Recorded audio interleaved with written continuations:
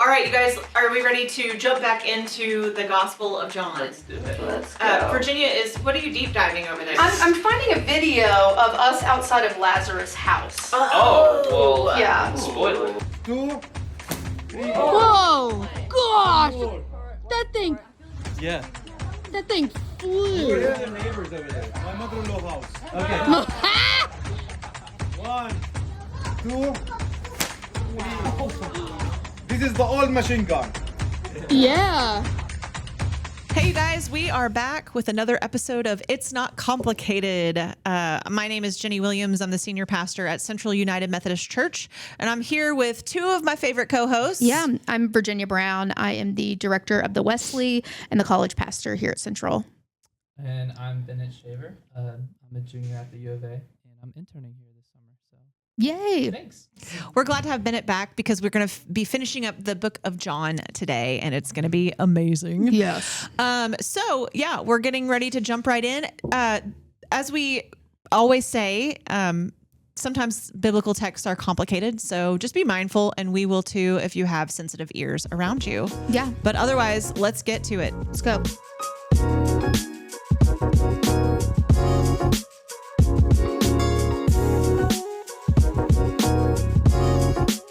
All right, are you guys ready to jump back into the Gospel of John? Yes. Maybe for third time. For the first time today. For the first. Oh, Let's yes. talk about that. We're jumping back into chapter 11, and this is one of my favorite chapters in John. I guess I have a lot of them though, so Yeah, that's that's not okay. saying much. But here we meet. This is the first time we hear about Lazarus in John, and this is actually the first time we hear about Mary and Martha in John. Yeah. Oh.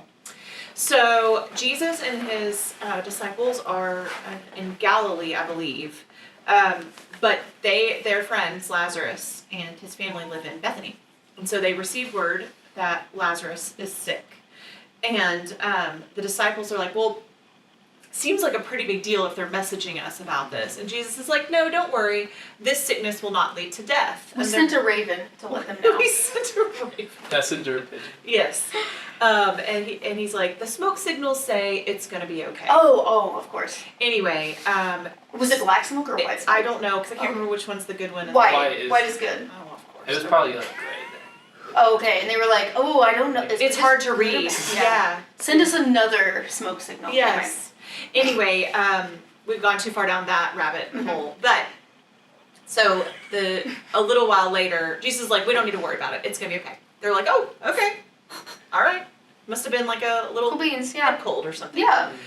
They get word a little while later that Lazarus has actually died. So, correction. Yeah. still is dead. That's not a good thing. And so the disciples are like, whoa, what happened? And Jesus is like, no, he's not dead. He's asleep.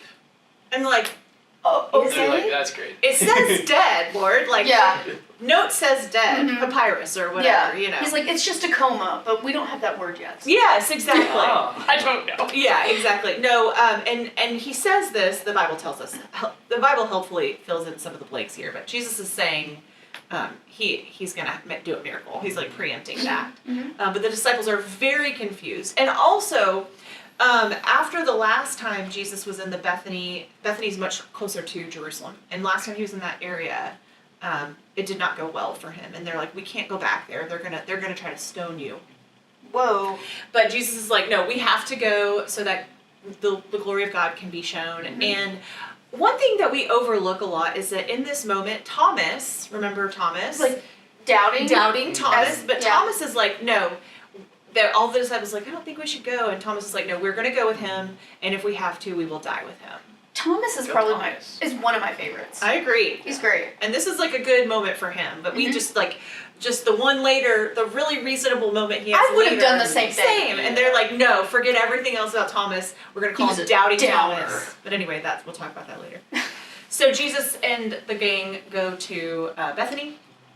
And when they get there, of course, Mary, I believe, or Martha, who runs out to meet him first? Is it Mary or Martha?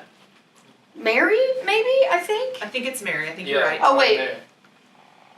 No, it wasn't. When Martha heard that Jesus was coming, she went, because, Mara was the doer. Yeah, Mary yeah. was the, True. yeah. Yeah. So Martha gets out there and like it's funny because they both say very similar things wording wise, but Mhm. I can just hear the tone through the text. Martha being like, "Where were you? If you had been here, I know my brother would Oh, still be yeah. alive." She laid into him a bit. She But was then like, "Sir." even then she's like, but even now I know, like, you know, I know you can do whatever, God will do Yeah. whatever you ask. Mhm.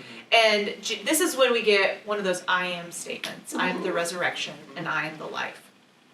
And you know, Martha says, actually first Jesus says, your brother will be raised. And she's like, yeah, I know, in the resurrection Yeah. he'll be Oh, raised. we've heard about Yeah. this. Yeah. Yeah. It's like, that doesn't help me now.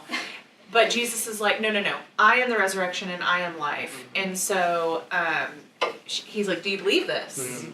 And we have this moment here in John 11 where Martha says, I do believe that you are the Messiah, the one sent from God.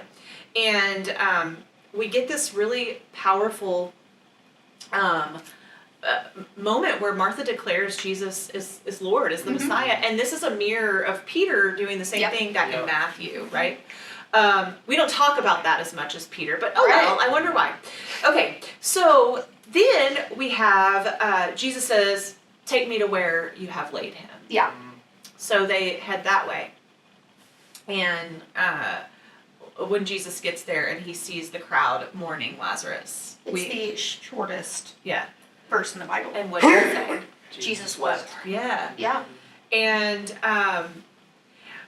so I think it was A.J. Levine that said this. So I've always heard, you know, this is showing Jesus' humanity, that he was willing to cry and Yeah. feel the weight of that. But then she made this powerful moment this powerful statement that she said, this is actually highlighting his divinity. Because how Ooh. often has God heard the cries of That's God's true. people That's and true. answered and felt moved to answer? Mhm. And so I thought that was That's so a great beautiful. point, yeah. Yeah. Jesus, the ability for Jesus to connect with us in emotion is not just a human trait; it's a divine Yeah. trait. Mhm. Important. So Mary comes up now, and she's like, "Lord," same words. If you had only been here, Yeah. my brother would not Probably a have little- died. But I think I can see her being like, More "Oh like- no, why Yeah. did this happen?" Rather than chastising him, Mother Martha, you know. And so Jesus is like, "All right, here's the deal. We're gonna roll away the stone." And then Martha's like, Lord, he has been there in the grave. And he was like, wink. Sorry. He really, Jim Halpert Yes. situation. Yes.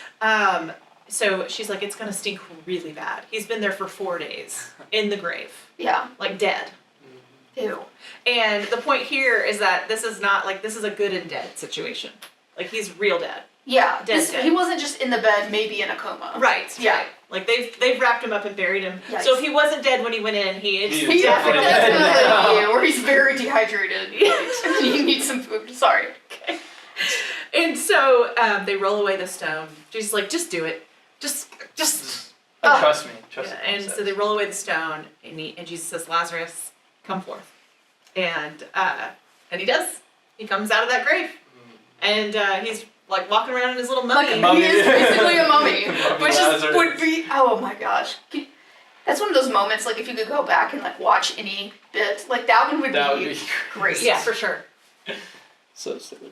And I wonder, you know, I think Jesus has a lot of confidence when he does this. Mhm. But is there that moment? Because it would have taken Lazarus like a few minutes to like, Yeah. What if he's Kinda like? What if Yeah. he's, what if he's like? Like when no. she's- I haven't moved in a couple days. I'm a little stiff. yeah, he's like pops, his knees pop when he gets up. Whoa. And Jesus is like, He's like, thank goodness. but either way, this is just the penultimate moment in this in this Jesus story, right? It's not the biggest deal, but it is definitely pointing towards the biggest deal. Yeah. Which then makes sense because this is the turning point where Jesus goes from a problematic figure to the Jewish leaders to the target is on his back. He is. Number one. Yeah. And this is also it triggers basically the passion narrative from here. So we mentioned this last week, but there is no Lazarus story in any of the other Gospels. That's fascinating. We get a Mary and Martha story, Yeah. They're uh, like, let's just leave the brother out. but we don't get and Huh. no Lazarus there. but we don't get this story, and I think I don't know, that just is very interesting Yeah, to because me. it, like you said, it was one of the most important miracles that Jesus did. Yeah. Yeah. I feel And- like the other Yeah. gospel. And this gospel was certainly the most important, or at least most prominent sign. Remember, Yeah. John calls Yeah. it signs. Or, And it was certainly, and the reason Jesus did it in this way is to point to his coming death and resurrection. That he would actually be in the grave, right? Mhm. Not Yeah. for 4 He was days, but foreshadowing. close, right? 3. Uh-huh. Yeah. And so, yeah, I think that's really interesting, and one of those things I'm gonna write in my notebook to take to heaven and talk to God about. Yeah, I put a list. Yeah. oh, So the next thing, though, and this I think, we have this anointing of Jesus in every gospel. Mhm. Sometimes it's a Mary who does it with oil. Sometimes it's a sinful woman. Sometimes it's an unnamed woman. Here it's Mary of Bethany. This is Lazarus' sister, and it's clearly a response of worship based on what he's just done for her and her family, right? I guess I've never put those together. That like, oh well, it's Mary here, but on the other ones, yeah, you don't know who it is. Yes, and so so here, it's also her, I think, acknowledging that what he has done for her brother, it would not have been a secret that it had made a bunch of people mad. yeah. So, and he's been predicting his death. Jesus has, and so and we know that Mary's the one that will sit at the feet of Jesus and listen, right? And so I think she's hearing these things and understanding like the time is coming. Yeah. And so, not only does she anoint him, in gratitude, but also, it's a very similar story where she's anointing him for pre-burial. Do you think Jesus, at least in this narrative, is like, finally, someone's taking me seriously. I've been telling you this is going to happen for a long time. Surely. Yeah. Everyone, look at Mary. Yeah. She's Take doing it. notes. Yeah, 'cause Take notes. like a lot of his disciples at first too, they were just like had no idea. Or what they was would going ignore on. it, or They were- yeah, I mean, They would argue with him. Peter argued with You're like, him how dare you say multiple that? times. Yeah. So Jesus makes it into Jerusalem, Yep. and there's some Greeks there that want to talk to him. Oh, those Greeks. I know. And I think that's interesting. We don't get a lot of detail about that. I think John is just trying to mention here that the Gentiles were drawn to him too, right? Everyone, Jews and Gentiles. Right. Mm-hmm. And each gospel writer kind of has their own way of including the non-Jews. And so, but here Jesus actually just, he predicts his death. He's like, I don't have time to talk to y'all a lot. I just have to talk about like how I'm going to die really quick. So, and he talks, Let me just get this in real fast. yeah. And he kind of ends this whole discourse with this summary of what it means to believe and to not believe. And he's saying, listen, he ends it says he cried aloud or said aloud. I mean, he was like, listen, this is not me talking. This is God talking through me. Yeah. He says, what I speak as the Father has told me. And I read a note when I was doing some research on John, that where the other synoptics will use parables to tell. Oh, yeah. So Jesus uses parables. Here he just uses like thoughtful theological discourses. He's like, let me just teach you. Talk to you. Yeah, exactly. He's like, let me teach you some theological things. Yeah. So anyway, so here we go. It's go time. Yeah. In John 13, this is where we get John's version of the Last Supper, but it's very different than the other three Gospels. In the Synoptic Gospels, the Last Supper takes place on Passover. It's the Passover meal that they're celebrating together. But in John, this dinner is actually placed, quote, this dinner is placed before Passover, which presumably because of the timeline of the week, it's the night before. And this is for a very specific reason. This is not John just got the date wrong. And this is also not about what night this dinner really happened. But John chooses to place their dinner before Passover because, in Matthew, Mark, and Luke, on the Passover dinner, Jesus uses the meal to describe his death, right? That's true. Yeah. He's like, here's the bread. Yeah. It's my body broken. Yeah. Here's the cup. I'm pouring out a covenant in my blood, a new Yeah. covenant. But that's not what the meal is that's happening here. Instead, in John, Jesus is the Passover lamb. So Jesus' death needs to take place on Passover to be that embodiment of that Passover lamb. And remember back when John the Baptist introduced Jesus on the scene, he said, "Behold the Lamb of God that takes away the sins." So there's like throwback. Yeah. So John is really weighing heavily on this Passover theme throughout the whole death and resurrection. And so it's really important to John that Jesus dies on Passover because he is the sacrifice that will save the people. That makes sense. Yeah. And so so when we get hung up on trying to sync all the gospels to be like, well, we'll correct this or let John say what he's saying. Exactly. Because he's making a theological point. He's not making a point about the timeline. Like John doesn't actually care what day Jesus died on. John cares that we understand that this is the ultimate sacrifice once for all that can cover any amount of darkness or death in our life and save us. So Yeah. Here now, this is the John 13 passage is what we typically use on Maundy Thursday. Yeah. Which is interesting because we celebrate the Last Supper, but it's not in here. Right. In John, there is no That "this is is my true. body." Yeah. He's just like, There is I'm no gonna "this do is it. I'm my gonna blood." wash their feet. That's Yeah. right. Yeah. And we talk about how Jesus says, "I'm giving you a new commandment to love one another." And he talks about how I'm your leader, but you've watched me serve. So now if you're going to follow me, you have to go and serve each other. Yeah. I mean, this is another one of those things that you can dive more into, but like just the fact that he made himself like ceremonially unclean to wash. I mean, that's another like foreshadowing thing. Anyway. Right. Yep. So, and he appears even to wash Judas' feet. Yeah. And Peter's feet. Everyone. I do find it interesting in verse 27 that it says, after he received the piece of bread, Satan entered into him. Yeah. Yeah. Into Simon Iscariot. Judas. Yeah. Yes. So that's interesting because I've read some about why they would say Satan entered into Judas in order to do this. I think that was to highlight that this was a part of a divine design, right? I also think there's part of John, the author, that is like, I don't know how someone who walked with Jesus would do that of their own accord.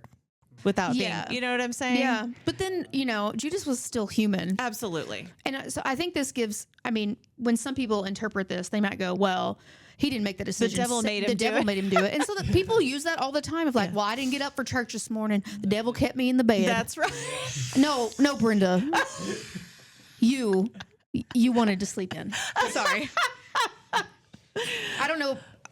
That's just directed at everyone. I don't know who Brenda is. Yeah. But yeah.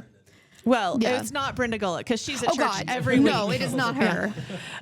But yeah, I think you're exactly right. I think we overuse this, and I think this was also an author's like creative license.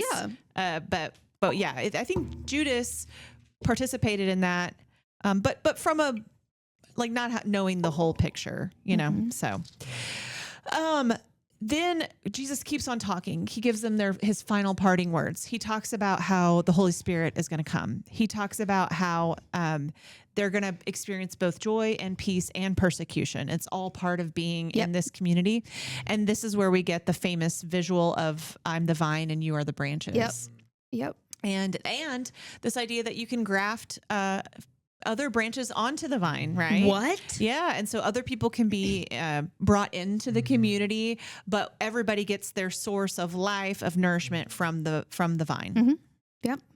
We had a song in choir about that. Really? Yeah, like when I was a little girl. Mm-hmm. It was What was this? I am like- the vine and it you was are like, the branches. Christ is the vine and we are the Oh, branches. that's different. Yeah, That's cute. But yeah. His banner over me is Yeah. love. Yeah. Also, he tells everyone to love one another. Yeah. Hey, just love one another. Yeah. That's That's right. That's it. All right. We're done here. No, I'm kidding. Okay. Bye. So then Jesus prays for himself and his disciples, and he prays for us, future believers. That's like a whole chapter there. And that is something that's signifying his priestly nature. Yeah. You know, we've got sacrifice, we've got priest, prophet, you know, Messiah. And he plays all these parts. And this is where John is taking, you know, him as the lamb. He's both the one who is sacrificed and the one who presides over the sacrifice. And then chapter 18 and 19 is the passion narrative. You notice that there's no break between the dinner table and the arrest for Jesus praying in the garden. Like there's no agony in Gethsemane here. Oh. What does the end of chapter 17 That say? is fascinating. Yeah.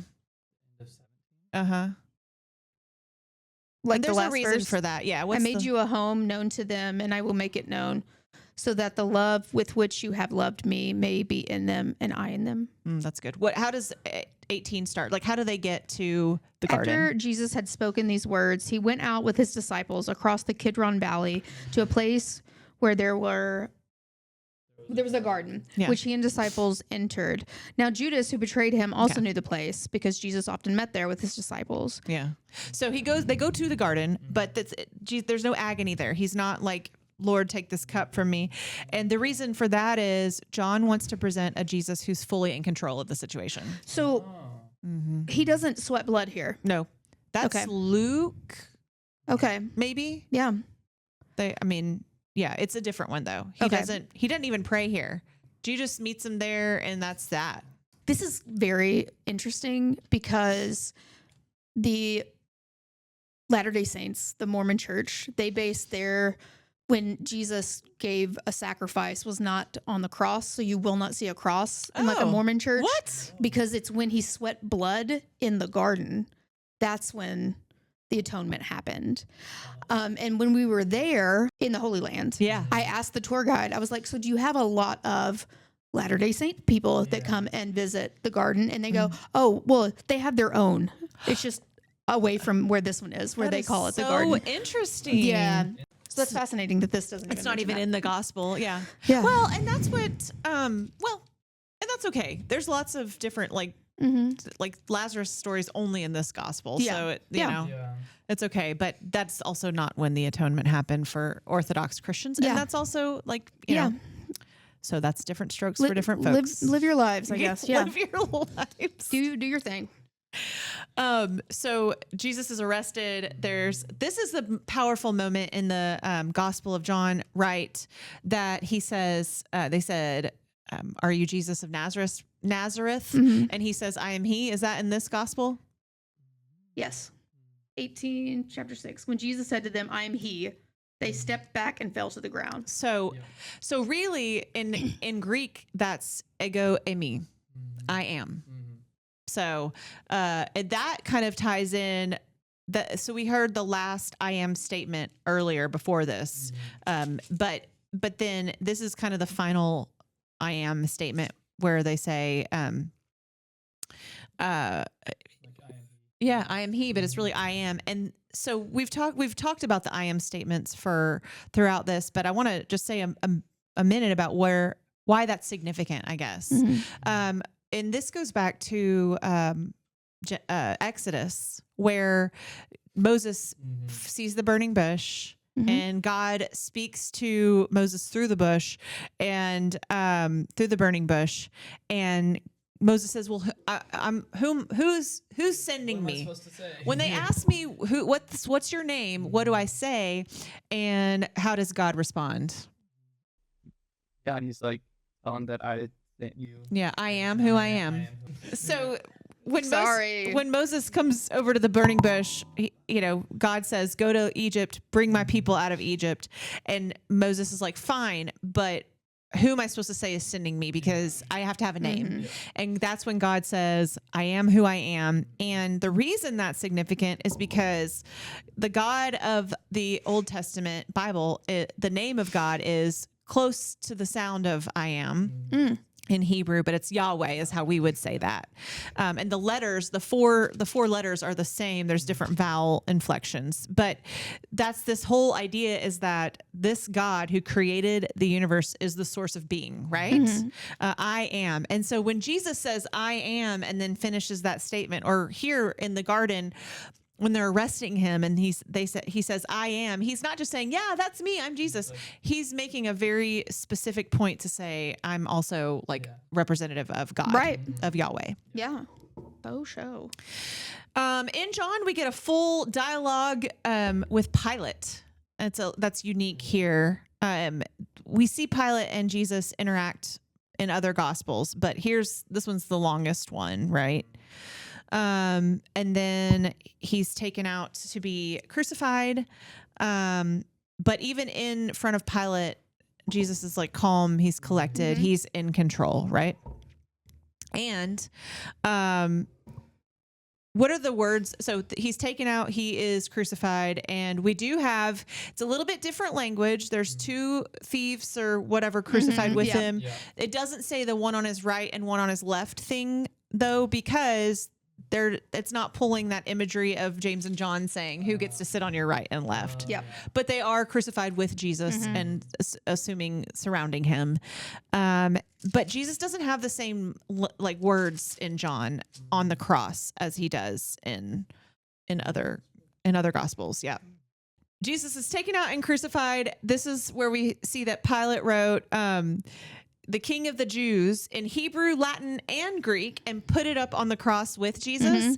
And this is when we also get the priests that come and say, okay, listen, could you not write the King of the Jews? But instead, if you'll just write, this man said, I am the King of the Jews. We And just need to Pilate is clarify. like, no, what I have written, It's there. what I have written. So let it be written, so let it be done. And so then they also... They take his tunic, which was seamless, woven in one piece. They gotta cast some lots. Yeah. Let's do some gambling. They're going to do some gambling. And that fulfills the scripture, which is like, they're going to do some gambling up there. Bible 1:1. And so, and that is what they did. Yeah. I will say, I didn't realize like how crucifixion worked until like my recent history, that like, they said that they sent him out there to break his legs, but he was already dead. Yeah. That's because like when you're on the cross, you basically are trying not to suffocate. Yes. So you're trying to hold yourself up. Once your legs are broken, Yeah. you're just here and you can't like breathe in. That's right. I was like, God, that's Which way worse. It's already hard to hold yourself up because you're Holding feet yourself are- up with your feet. well, and they're nailed to the cross. Yeah. Right. Mm-hmm. Yeah. Yeah. Terrible. So, but yeah, in this case, Jesus has already died. And so he doesn't have to be, his legs don't have to be broken. Just before Jesus dies, he says, I am thirsty, which is really interesting. Yeah. Because, it's an I am statement, right? Yeah, Not the that same is kind, true. but also, this is the same story that we have Jesus saying, I have living water that will never run Yeah. dry. And so this really powerful moment of Jesus saying, I am thirsty. And it says a jar full of sour wine was there. So they took a sponge full of wine and they stuck the sponge on the end of a branch of hyssop and they put it up to his mouth and he drank from the wine. Now, some people speculate that there was some sort of what's the word I want to say? Like anesthetizing properties in this. Oh, like some poppy or something. Like, I don't know, just something that would make the pain less, or just like Oh. help him relax so that he could go ahead and just die, I guess. Yeah. But also hyssop. This is a wink back at the Exodus story again, because the Israelites used hyssop branches to paint the blood of the lamb. Oh, yeah. So John's doing this on purpose at this moment, a right lot of before, foreshadowing in here. Yeah. because then when Jesus had received the wine, he said, "It is finished." These are the things. These are the last two things Jesus says on the cross here. Now, we've skipped actually the whole part of the cross, which is where Jesus gives sees his mother and the disciple Oh, whom yeah. he loved standing beside her. And he says, "Woman, here is your son." And then he said to the disciple, "Here is your mother." And this is the second time I believe we've seen the beloved disciple, because the disciple was also at the Last Supper. Yeah. Yeah. And it says, from that hour, the disciple took her into his home. Then Jesus says, "I'm thirsty." Then he drinks the wine. Then he says, "It is finished." Then he bowed his head and gave up his spirit. I just love that Jesus in this moment too took time to like make community Yeah. and like a chosen family in some of the very last things he ever said. Mm-hmm. I think so too. I think it's really powerful. And I think it's really interesting that this is the only, with John's emphasis on control and Jesus living into this purpose, he does not question his purpose. He does not question what he's here to do. And John, him saying "it is finished" means I've done what I came to do, and it's accomplished, right? Now, I want to pause here for a minute and talk about the disciple whom Jesus loved. Okay. Okay? Yeah. So tradition has held that the disciple whom Jesus loved is John the Apostle, James's brother. Yeah. Not John, the writer of this. Well, that's what they're saying. Oh, okay. That's why they call this John, Gotcha. in part, at least, Yes. is because if the disciple whom Jesus loved wrote this book and the disciple whom Jesus loved is John, that's must be the same, right? John the Apostle. I think John the Apostle is the least likely person to be the disciple whom Jesus loved, or to have written this gospel, namely because we don't have most of the most famous John and James stories are not in here. I'm not even sure. If you're writing it, you'd probably put a thing or two about yourself. Wouldn't you put your call story in here? Yeah, exactly. Wouldn't you put maybe they left the part out about them asking to be like the most famous because they were embarrassed, but We'll just leave that one out of our missed book. opportunity. They don't talk about how Jesus called them the sons of thunder. Yeah. Yeah, that's true. Yeah, there's no nickname here. They're very much an afterthought for disciples who played a big part in the other three gospels, and one of whom supposedly wrote this. So people have tried to answer that question mark with, well, John was trying to preserve his anonymity. So who is Or it, just Jenny? be, like, super humble. But like, Yeah. I don't think John, the son of thunder, was Yeah, not no, a humble, exactly. humility was not his best trait. He had a lot of good qualities. But That no. wasn't No. one of them. Yeah. So I don't think that's it. We don't know, Virginia, who Okay. it is. I have Who a personal do you want opinion. it to be? Yeah. So I read this. I did not come up with this, but I am very convinced by it. But I read this from a New Testament scholar probably 7 or 8 years ago, and I cannot unthink it. And they made the point that the first time we hear about the beloved disciple is after John 11. And John 11 is a story of Lazarus. Yeah. And when Lazarus is sick, Lazarus' sisters send word to Jesus and say, "The one whom you loved is sick." Ooh, plot twist. And then Lazarus, we know that Jesus and Lazarus were close, right? we're really good. But we never hear about Lazarus again after that either. Okay. Even yeah. though we hear about Mary of Bethany, Mhm. right? In Lazarus' home. But then we start to hear about this beloved disciple who's present with them in Jerusalem. When we get to Of course he would be there though. Like he was his best friend. He raised him from the dead. Like of course he would be there. Right. Yeah. Well, it seems odd that he wouldn't be Right. there. Yeah, exactly. Like, Yeah. This person that he loved. And so there is this, like, there's I think a strong possibility that when we see the disciple whom Jesus loved, the author of this book was like, you're supposed to think immediately of John 11, the one who you love. Right. Yes. And there's some more reasons, why I think that we'll get to as we get further into the last two stories or last two chapters of this. So hold that little pin about this. Another suggestion is that the disciple whom Jesus loved was meant to be all of us, any disciple, right? It's a mystery disciple. So we're also like the possibly we're supposed to be able to find ourselves in the disciple whom Yeah. Jesus loved. And I think that's compelling Sure. too, but I think the Lazarus thing is better. So we'll get to there. Yeah. Same. So in John, Joseph of Arimathea, who is a Pharisee, he comes, and he was also a disciple of Jesus, but he was a secret one because he was afraid. That's right. In the dark. No, Here we are. that's Nicodemus. Okay, well, but same deal. But yeah, Joseph is like Joseph and Nicodemus have very similar traits in yeah. that regard. And Joseph is in every single gospel. He comes and gets the body of Jesus. He talks Pilate into letting him bury him. But Nicodemus appears here, where in the other place it's the women who take the spices to the tomb. Nicodemus is the one who comes with 75 pounds, which is too much. Too much. I mean, Jesus probably didn't weigh more.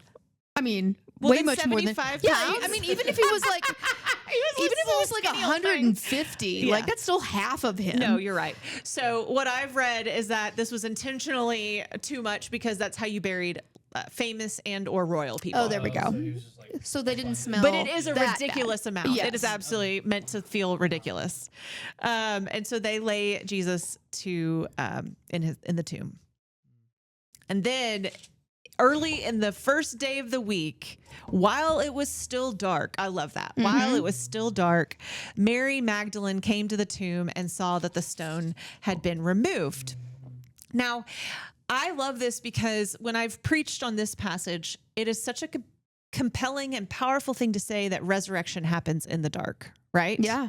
Like in the darkest moments of our lives, in a gospel that is so focused on light and light dark, and dark. Absolutely. of light piercing the darkness, Jesus was raised while it was still dark. So she sees the stone rolled away, and she knows something's going on. So she goes back to tell Peter and the other disciple, the one whom Jesus loved, Lazarus. and Maybe, she I don't know. says, they've taken the Lord out of the tomb and we do not know where they've laid him. So Peter and the other disciple set out and went toward the tomb. And this is a hilarious little sentence in here. Yeah. He got dusted by The two were running together, but the other disciple outran Peter and reached the tomb first. Now, hilarious that this other disciple is the one writing the story, right? Yeah. As soon as But- you lose. But also, as someone pointed out, if this is Lazarus, and Lazarus lived near Jerusalem, then Lazarus would have known the streets better and would have been. That is true. It was not a matter of speed, but rather just geographical knowledge, awareness. Yeah. So then, Wow. but then, whoever the one whom Jesus loved reaches the tomb first, and he bends down and looks, but he does not go in. Okay. Simon Peter, on the other hand, finally catches up and runs right in the tomb. Why doesn't the one whom Jesus loved go in the tomb? Because he's scared because he was in the tomb. PTSD, y'all. PTSD. I mean, 'Cause he knows yeah. what It's life- compelling, it right? is. Yeah. The circumstantial evidence is I'm there. not done, but Yeah. yes. So they go, they see that the linens are rolled up, everything is empty, but they don't understand. The two men don't understand, so they go back to their homes. There's still like no announcement of resurrection yet, right? But Mary stayed. So the guys go home. Mary stays. So was Mary like running behind them? Yeah. Mary Okay. was just yeah. Why does she have to be behind him? Is it because she's a girl? Yeah. Well, You run like a girl, Mary. Yeah. But she did have a long she skirt. probably did. Yeah. Okay. Anyway, so she's Run like staying a girl, there, Mary. and so she bends down, and all of a sudden she sees two angels in white sitting there where Jesus was, and they say, "Woman, why are you weeping?" And she says, "They've taken away my Lord. I don't know where they have him." And when she said this, she turned around and she saw Jesus standing there, but she didn't know it was Jesus. Woman. But he says the same thing. And who does she think he is? The gardener. Yeah. Woman, why are you weeping? Whom are you looking for? So, supposing him to be the gardener, she says, "Sir, if you've carried him away, just tell me where you've laid him and I will take care of it. No worries. I won't call the police, I promise," right? Yeah. And then Jesus says, "Mary." And when he says her name, that's when her eyes are open. She probably was just so upset by it. She never even looked at him. Sure. She was just Or, like, in so much shock, like there's no way. yeah. Yeah. And then Mary. Nadia Boltzweber said, "I wonder if she thought he was a gardener because he still had the dirt underneath his nails from the tomb." Oh. Ooh, that gave me chills. That is. Yeah. So Yeah. Mary turns around and says, Rabboni, which means teacher.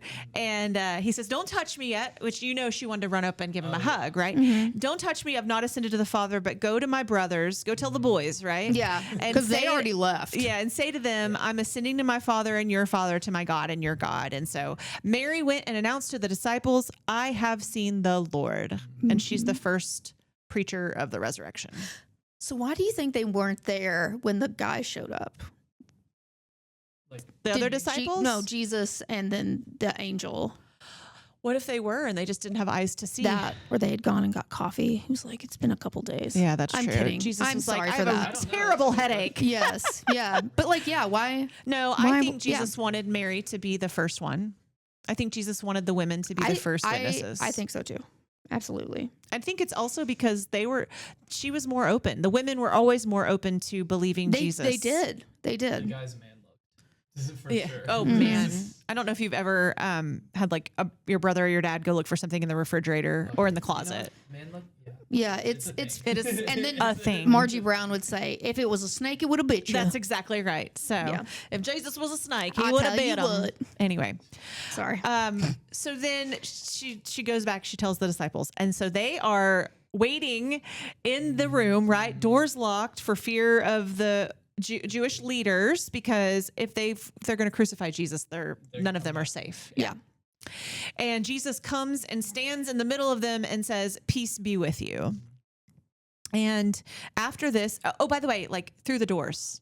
Yeah. I mean, I don't know. He spawns in. Or maybe he had found a key. Maybe they had hidden the key under the rock, Or he just with like, the frog boop. painted on it or whatever. That he had the hide key. And so, yeah. So, all that to say, he's standing there, and this is John. So, Matthew and Mark don't have a Pentecost story because they don't. Oh. Luke has a Pentecost story, but it's in his second volume, Acts. Oh. But John has a Pentecost story that we often overlook, because in John 20, verse 20, it says, Jesus says, peace be with you. As the Father has sent me, so I send you. And when he had said this, he breathed on them and said to them, receive the Holy Spirit. If you forgive the sins of any, they are forgiven them. If you retain the sins of any, they are retained. So this is Jesus empowering that the is church. So good. Mm-hmm. Yeah. Wow. Yeah. So, But I mean, this is where Thomas enters in the picture Yeah. too. And Thomas wasn't there when Jesus just went, "Oh, hey guys." no, he was not. So like, Don't you know they sent Thomas out for groceries and he came and I back was like, and they're "You like, guys, I went to go get dinner and it came when I was. I mean, yeah.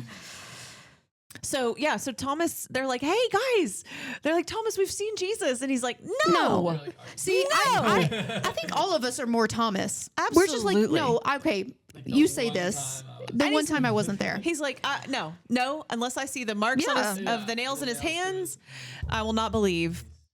And a week later, and Thomas is still with them a week later. You know, if you told me that you'd seen Jesus and I didn't believe you, like, would you kick me out? Would I leave? You Mhm. know, there's like so many dynamics, but Thomas stays.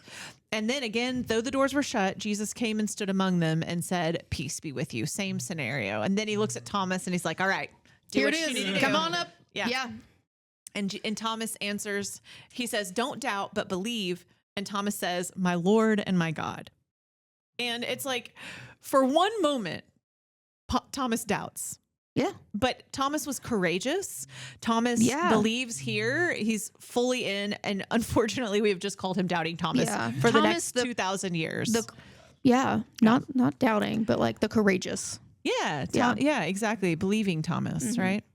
And then we have the first ending to John. And in 20 verse 30 and 31, it says, now Jesus did other signs in the presence of his disciples. This is helpful because we're missing a lot of the synoptic Yeah. items, Yeah. right? Yeah. But these things are written so that you may continue to believe that Jesus is the Messiah, the Son of God, and that through believing you may have life in his name.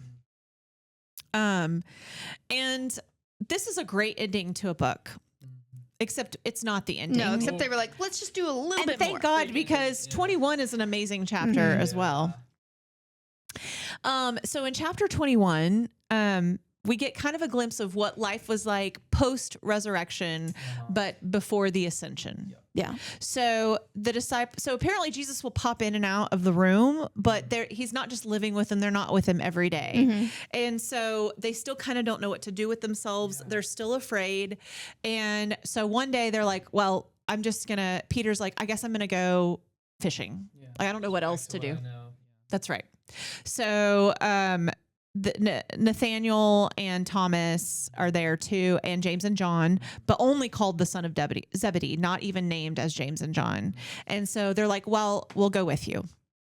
So they go out and they get into the boat, but they catch nothing all night. Now, in ancient first century fishing, you would fish at night for multiple reasons. Number one, the fish can't see the nets as well. And number two, there's less traffic on the sea. Yeah. So it makes it easier. So they went out all night fishing, nothing.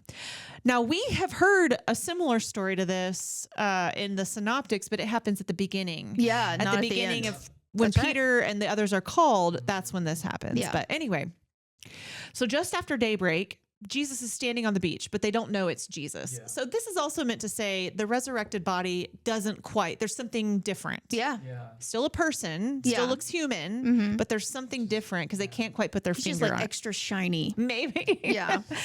His hair was like Yeah. Yeah. Oh my blowing in the goodness. breeze Amazing. a lot. Yeah. And he's like, children, you have no fish, have you? And they're like, no. And also, don't call me child. Ew, and who are you? And he's like, why don't you cast your net in one more time and you'll find some? And they're like, whatever. So they cast their net and now they have so many fish, they cannot even pull the net back in. 153, actually, to Yes. be exact. Yes. And have you heard the story behind 153? We talked about it, didn't we? Yeah. And then I have a bit here. So 153 is such a random number, and we know that no numbers in the Bible are random. And there is some kind of lore, I should say, and I like to think it's true, but we'll call it lore, that at the time they believed that there were about 153 different species of fish. Oh, that's right. I do remember either that. in total or in the Sea of Galilee, either way. And so when it says that they have that their nets were full of large fish, 153 of them, and it says, and though there were so many, the net was not torn.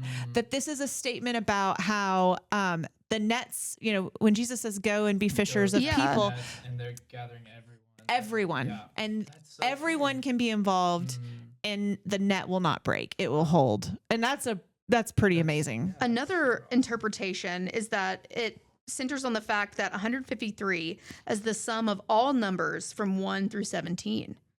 And it says, at any rate, the large number was meant to symbolize the expansion of the church. Like Exactly. that everyone can be a part Everyone of can it. be a part of it. Yeah. Yeah. Yes, there was a church father who did like a bunch of adding and numerical, Yeah. kind of Bible code type stuff. Yeah. And most people now are like, No. Numerology no, stuff. but to your point, yes, it was meant to be a big catch. And so then they come and have breakfast with Jesus, and he grills some fish, and they eat it. Perfect. And this Yeah. is to say, this is not a ghost, this is not a mirage, this is a real human Jesus who was raised from the dead.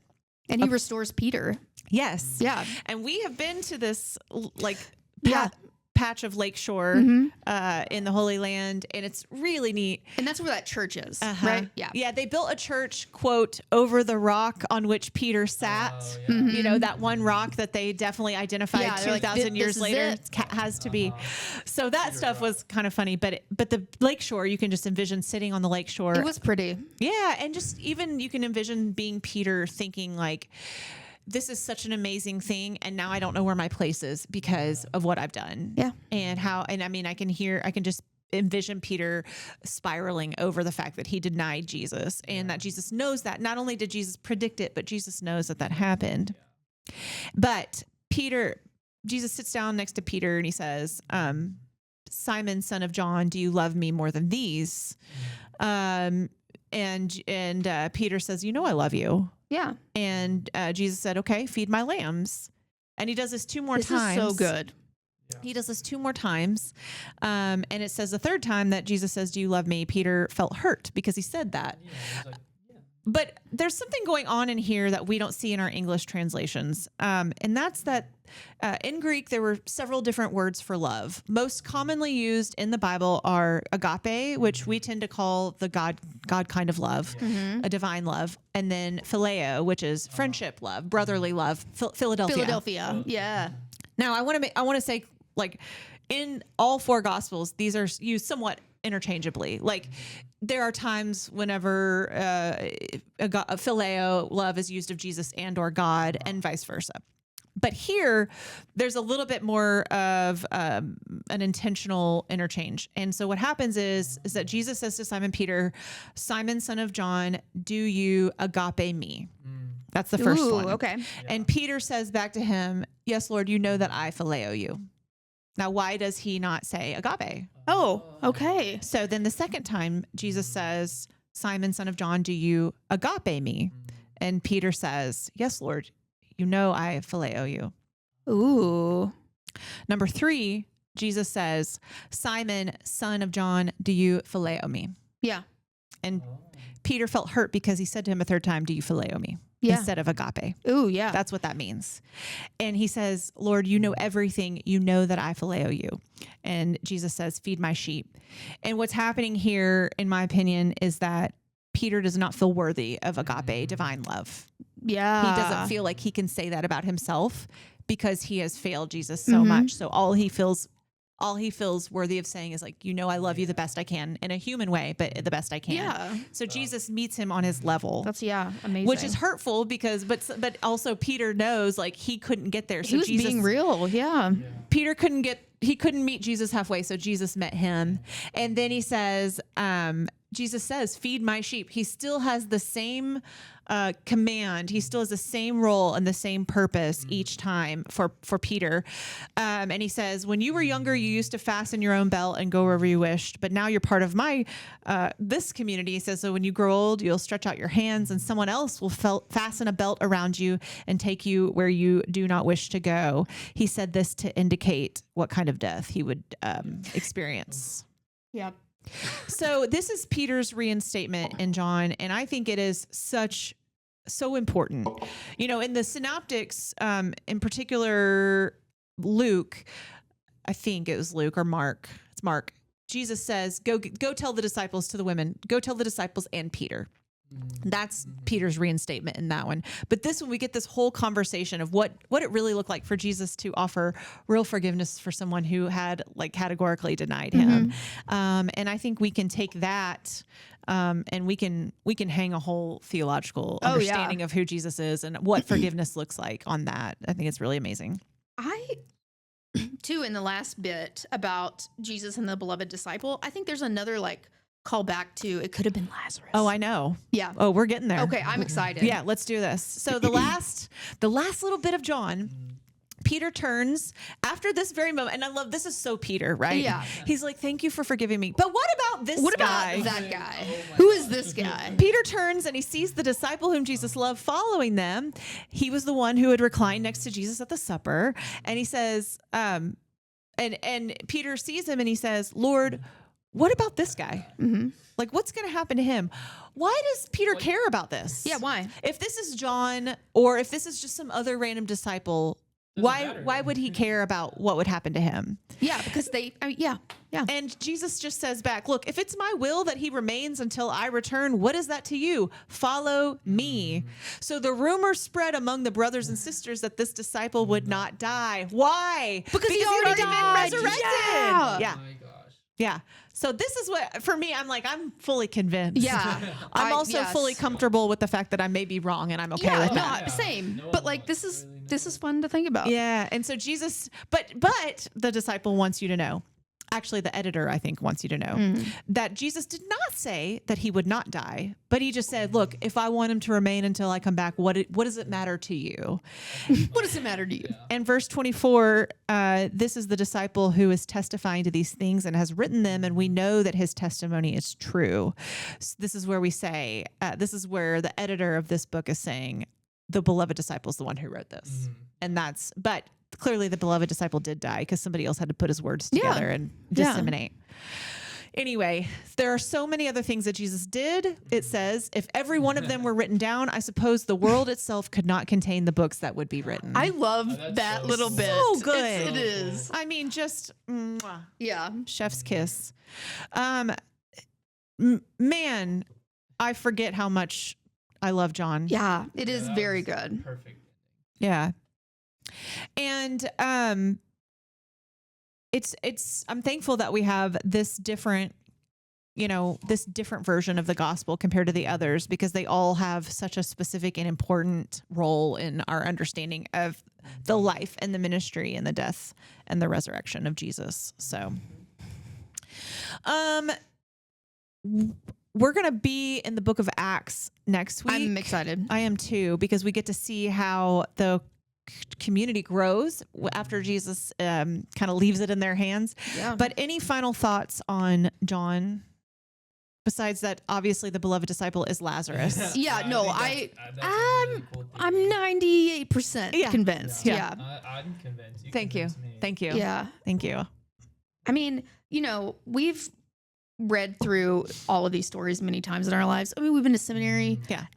But like even reading them every single time, it's like you get something Yes. else. You always learn something Mhm. every time you read. Yeah. I think too, especially this, like when we live our faith so much, Mhm. there are moments where I'm like, I think this is the right thing to do, but Yeah. is it? And then I read these stories and I'm like, oh, this is so compelling. Like, Yeah. what, right or wrong, this is what I'm going to live and die by, because Yeah. it just is so compelling, so beautiful. So yeah, good work, gospel writers. Good job. Well done, Way to Holy let- Spirit. I mean, like this Beloved ending disciple. is probably my favorite ending It is from so all good. of them. I It's very suppose very that the poetic. world itself. You know what? I We don't know, reckon- but I here reckon it is. that it couldn't even contain it. I'll tell you what. So, well, Bennett, we loved having you again. Yes. Bennett will be probably popping in and out of the podcast for the next few months. So yay. Yoo-hoo. So we'll be back next week in Acts. And until then, these stories are beautiful and compelling and sometimes complicated, but there's one thing that's never complicated, and that's that Jesus loves you. Bye. Bye.